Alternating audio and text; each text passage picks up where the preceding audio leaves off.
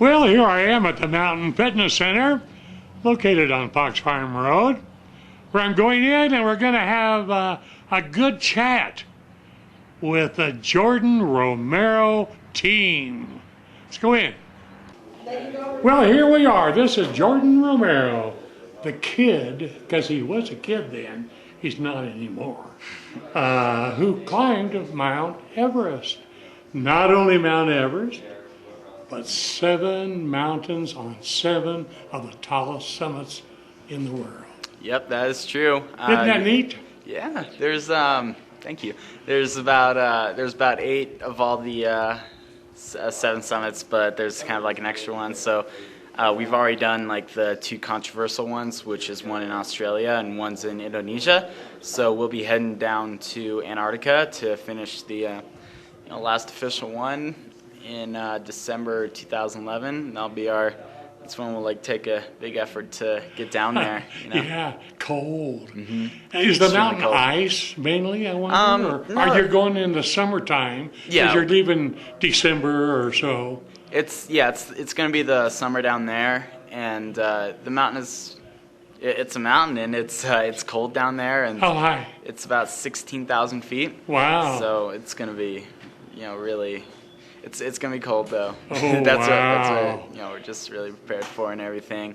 It's hard to get clearance for your age to climb that one, isn't it? You have to have special variants, or are you okay on it? Well, I'm like too young, about 2 years. Well, we can lie about your age because you're tall. Nah, I cannot lie. Well, probably I could. No. If I didn't climb Everest and made all like well known. So yeah, you're known the world over. You've got a great website, JordanRomero.com. Thanks. And it trails you from when you were 10. That's when you climbed Kilimanjaro?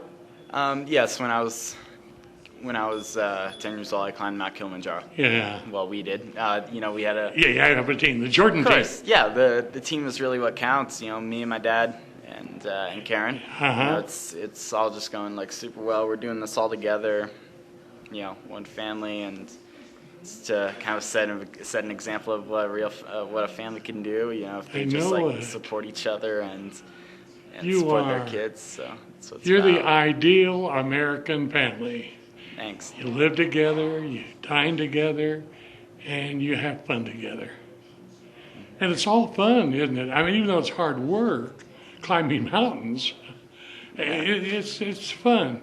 And what an achievement. Thanks. Yeah. It's a lot of hard work. You ever going to get it in the Guinness World Records? Do they have to, I guess they have to apply for it, don't they? Well, I haven't really got a certificate. You don't care. From there. You just honestly don't care. I know, that's this whole thing was for myself, Yeah. So. Well, you have to continually train, don't you? Particularly now that you're set to go to Antarctica later on this year. Yeah, that's gonna be quite some months later on. So, kind of taking it easy. I'm just I'm skiing a whole lot right now. On the park and backcountry, dealing with. Couple minor injuries, that's what I'm here at Mountain Fitness for. Is get it in shape. Yeah, it's so great to come here and keep me in top physical shape and deal with some of my small injuries. And I'm just every weekend out there on the slopes. So yeah, red pants, orange jacket. Look out for me. Yeah, look out for Jordan, everybody. Yeah. Snowboard or ski? No, I ski. Ski, yeah. Yeah, freestyle. Most young people today, your age, are switching from snowboarding to skiing. You're finding more skiers now. Of course, yeah. It's all about new school skiing and freestyle park skiing. Big mountain. It's called free skiing. So that's kind of like the new thing. Snowboarding is still popular. It's still going on in X Games, but skiing is just with how amazing how fast that sport has progressed is. I know it. It's outrageous. It's really, really cool. And you can curve and carve and everything you can do with snowboarding. Yeah, everything. And leaps and jumps and Yeah, everything, yeah. everything. Like Yeah, that's cool. And you're really dedicated to get kids, especially, off the couch. Get outdoors, do something. You have no idea, here in America, it's what we're seeing every single day. Kids just playing video games all the time, and never owned a video game in my life. So, there's just a whole lot more life. There's just a whole lot more to life than that. Sure. And that's why I just want to get out there and just make a use of life and use it well, because it's one life. You gotta live it well. Not only exercise well, but eat well. Like eat well too. That's, you don't eat at McDonald's and these fast fooders. You have a healthy diet. Nah, I never even stepped foot in those places, so it's all about just eating like fresh, not so like processed foods like sodas and burgers and all that stuff. Yeah. And, yeah, sure, it's good, but not good for you. So just that's what it is. No high fructose corn syrup. Oh, really? No high fructose corn syrup, Wow. which is contained in most sodas, and it's Wow. no good. Dangerous, huh? Almost like a poison. It is, yeah. Yeah. Pretty much. Wow. Well, I tell you. And now this last summer, you led short hikes around here. Sugarloaf, and I think I went up to, what's the one behind us? Not Baldy, Grayback. Gorgonio. Yeah, Gorgonio. Yeah. We used to call it Grayback years ago. Yeah. But you had that. Now, have you led any hikes during the summer? I mean, during the winter with snow? During the winter, I'm not quite sure. We're just, it's been kind of on delay for the Seven Summits, Youth Challenge, and me guiding kids around the seven highest peaks here in Big Bear. Sure. And, it's kind of a way to get kids out and really appreciate, how lucky they are to live up here. Sure. Yeah, and just to be lucky to have this beautiful nature all around us. Oh, that's great. Appreciate that. Yeah, you bet. Well, Jordan, I mean, everybody knows you. Everybody's proud of you. Thanks. I'm going to watch you work out just a little bit because for sure. you get it all set, and then I want to talk to you and your dad and Karen and finalize your plans for 2011. All right. Okay. Well, before you get going, if anybody's going to do an exercise, even though it's a simple exercise, what's the first thing they have to do? Now, you always got to warm up because serious injuries can come into play, if you just work out without even stretching or anything like that. So those are some mistakes I've made before skiing, is not stretching, because I'm hardly even flexible right now. So definitely want to get into some more yoga classes. So right now I'm just coming here to stretch out. That's probably what you'll see me doing right now. It's just kind of recovering. So you have an injury in the groin area and the knee?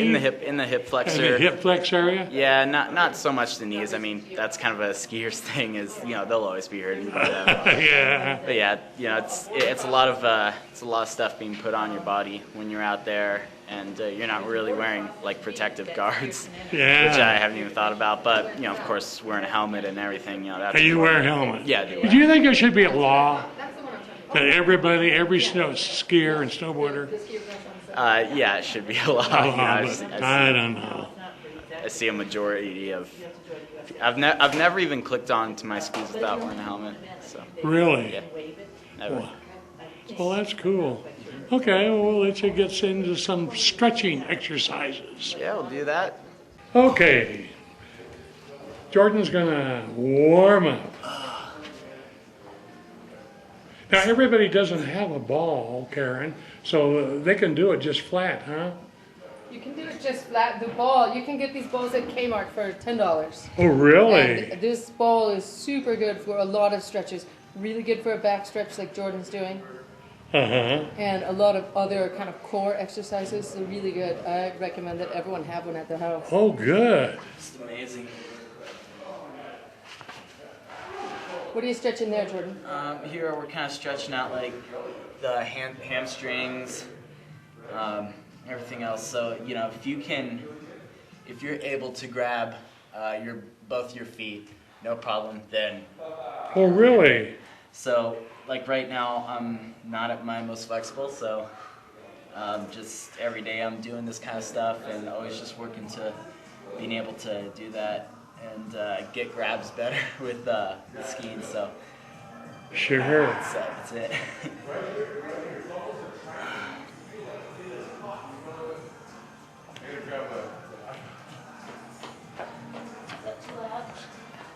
No, no.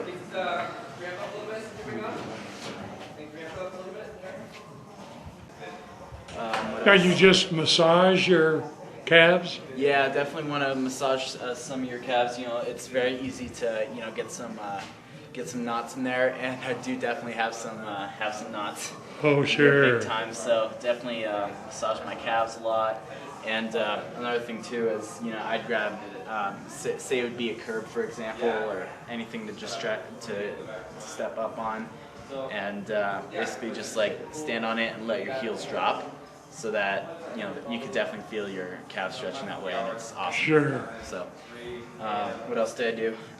One thing I also do, which sometimes I could need help on, is definitely kind of loosening up your gluten with your glutes. So be grabbing like this. Oh, yeah. And just kind of rolling around on it. So it's really good. Really good stretch as well. Do it with both. Now you do it longer normally. Yeah, definitely. But this is kind of just do you count? Demo right here. Yeah, just go when I think is long enough. Yeah. Definitely one thing I lacked of, back before when I didn't stretch, was doing knees a lot, and it's a good kind of groin and hip flexor kind of stretch. So just want to be just like pushing down with your elbows, grabbing your like this, and just pushing down with your elbows. Not too fast, because you could tear something or seriously injure yourself, of course. But you just want to slowly progress, every single time. And so you just laying right here, stay like that for a while. Another thing I like to do, which definitely can stretch like my outer hip, is doing this, which is like Hollywood stretch. Leg over here, elbow like that, just twist like that and move back. Sure. Just like that. It's great stretch. You feel it in your back. You feel your spine like start to pop. It's great. You feel like right here. So you're using all your muscles theoretically, just about. Yeah, using all your muscles, and it's just want to stretch them all out. So a good easy 10-minute warm up. Of course, better than nothing, but it's always mandatory before you start working out and going hard. Now, I couldn't even do one thing. I can barely sit down. So it really, this warm-up that you're doing is really not for seniors. Or, well, it depends on their condition, I guess. Yeah, it depends on your condition. Okay, don't use me as an example. No. I don't know what else to do. Oh, well, here we are, the Jordan Romero team themselves. Hi, Ron. Hi, Paul. We got Paul, Jordan, and Karen. And all three of them have done all of the climbing. This is the team right What here. an experience. It's been a wild ride. I know. Almost 3.5 years now, isn't it? Since Mount Kilimanjaro was Going on 4. going on 4. Yep, it was all meant to be a 7-year project. And, Really? when it's all said and done, it'll be 4.5 and a half or so. Yep. A little bit ahead of schedule. Yeah, that's good. Well, you had planned to really do Antarctica this year, but we need some more resources. I mean, these climbs are expensive. I mean, the countries charge you an arm and a leg. Yeah, there's so much that goes into these things. The finances are one part of it, but there's permissions, there's massive logistics that had to happen, and just coming off of Everest, we've been working so hard with all kinds of business that came after Everest, and that we just didn't have a good 3 or 4 months that we needed to prepare just for Antarctica. And Sure. before you know it, November was here, and we weren't dialed in yet. So that's okay. It was kind of a truck lifted off our chest, actually. So Sure. everything's good. We're having a great winter, and training's right on schedule, and strength and fitness, and life's good. Life's good. And you know, we always keep saying, and Jordan says too, it's not about the record, but even if we wait until December of this year, Jordan's still like in plenty of time for doing any record that no one's even close to. That's right. 14 now. Yeah, he's 14. July 12th. Good memory. Got it. You bet. Thanks. Always remember your birthday. Thanks. Well, that's cool. So anyway, what you're doing, of course, you're involved in Snowshoe the Bear. That's right, Open Air Big Bear and Snowshoe the Bear. Jordan took a year off from doing Conquer the Bear. He's back on to doing it again this year. It's the 4-event challenge. It starts with the Snowshoe the Bear, goes on to Paddle Fest, then on to mountain biking, then on to the new Endure the Bear trail run race. OpenAirBigBear.com. It's pretty fun. We're having a really awesome surge in energy and participation from locals here. We're just trying to get the town going and rocking with outdoor events and sports and adventure stuff, which is what Big Bear should be all about. That's right. So I told Jordan, get off the couch. No matter what age you are. You can't do anything sitting inside. We'd like to see more youth getting involved here. We would like to see more kids from the schools doing these events. And, you know, it's got to be about the kids. You bet. There's a Conquer the Bear is really a neat program. It's a combination of several organizations. Yeah, it's through Open Air Big Bear, and there's 4 events, and we've made it really nice for people who are just a little bit interested in getting in, and they're not quite sure. So they do the shortest events at each of the 4 events. So they do a 5K snowshoe, the beginner loop of the mountain bike, they do a 5K paddle, and they do a 5K trail run. So it's a really nice way to get in, to have goals for multi-sporting throughout the year, and get outside and do some really cool events in Big Bear. And then there's the Conquer the Bear, which is the longer events of all that. And so that can be something that they work towards. Sure. And they can go on the website. Yes, everything's on the website, openairbigbear.com. You bet. And it's coordinated by the events office, Rick. Yep. We work together with Rick is a big part of the coordination of it, and Sure. each of the 4 organizers for each of the 4 events. Sure. Well, we got Snowshoe the Bear coming up on Saturday, February the 5th. And each year it grows. I mean, more and more. It does grow. Even last year, on our 3rd year, with the most horrendous weather day of the entire year, we still did over a couple hundred runners. I know that. And probably missed out on 100 at least that day. The entrance and the energy going into this year is just, it's staggering. It's pretty cool. Conditions are not perfect, but the scene and the vibe and the energy and the pre and post event festivities are going to make it just a really cool time. Sure. And so, and I was just up on the course today. Here it is on Thursday, before a week before the event, and there's some good snow up top, man. Oh yeah. It's kind of this mixture. So as Karen kind of challenged everybody, pick your weapon. There's going to be different footwear out there, and so it's fixing to be sunny and nice. So.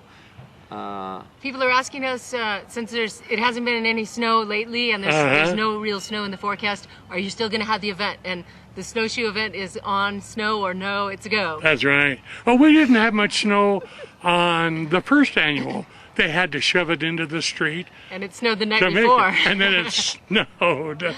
So yeah, can't figure out Big Bear. We're the second year. Yeah, being flexible and making it a pretty fun adventure. Sure. Event. Now, a lot of people don't know that snowshoes are not the old, long ones, that they're really cool. It's pretty cool. They're quite affordable. They're super light. And our little expression is, if you can walk, you can run. You know, there's kids. And they start off running. If you can walk, you can snowshoe. Oh, yeah, right. And you can rent them for $10 or $15 at several local shops, and it's just easy. You strap them on and you just walk. There's no trick to it. I know. It's just a better way to negotiate soft, mushy snow. And now, do you need poles? Poles are optional. Poles can be good if you know how to use them, and they can get in the way if you don't use them well. But I recommend everybody to use poles. Yeah. But you can do just fine without them. I know. Now the race, it's 2 races, a 5K and 10K. That's right. 5K is good for the novice and for the newbies, and for folks that just want to go out and walk their dog, or a big group of gals or whoever that just want to have a little social type of walking event, or kids. 5K is perfect. Oh yeah. 10K would be upwards of an hour to 2 hour hike, depending on how much jogging or running is involved. But so we think it's just right. Yeah, it's great. Are you going to be in it, Jordan? Yes. Are all three of you going to? Or you're sort of the coordinator? Yeah, Paul and I are the coordinators. Jordan is the runner. Yeah, good. Been been kind of recovering. Not too much training, so probably not be like going for first place. Of course, finishing it is all that matters. So yeah, that's cool. My big goal. Now you're also distributors of a real great shoe line, aren't you? Well, or not? We work with Soul, which is the footbed and the flip company, and they'll be around at the event, supporting the event with some awesome product. Sure. But the big excitement is the FRS, which is now the new presenting sponsor for Open Air in the Conquer the Bear series. Oh yeah. The new FRS energy drink, and it's just exploding in popularity and growth all over the U.S. right now. Sure. And they just came on board as presenting sponsor for Conquer the Bear, and so folks in Big Bear are going to be seeing it everywhere, certainly at the events and such. So that's pretty cool. It's a healthy energy. It's a really good drink for kids, for adults, and for the busy folk that need a good shot of energy. And stay away from those cruddy energy drinks. You know which ones I'm talking about. I know it. Yeah, they're all over the news now that they're not good for you. I've been screaming it for years, man. This stuff it should not. Poison. Certainly kids should not be having it. That's for dang sure. Yeah. Anyhow, so FRS.com. FRS. Yes. That's right. Well, my time's almost up. Thank you, Ron. Now, website, JordanRomero.com, and you can get hundreds of pictures and all his history. It's all about the quest of what Jordan's been doing. It's certainly the boy who conquered Everest. That's right. And the book. Is the book available online too? The book's available online, indeed. Okay. Indeed. It's an awesome. Is it on your site where they can order? It's on the seat, on their own merchandise, Jordan's t-shirts. You can check out all the blogging. He updates every couple days or once a week or so. Tell his followers what's new and what's happening, and there's certainly more details coming with the preparation for Antarctica. Sure. And if anybody wants to donate, they certainly can. They have a way on the website to donate. It's expensive to climb mountains. Absolutely. I mean, financially, it's a challenge.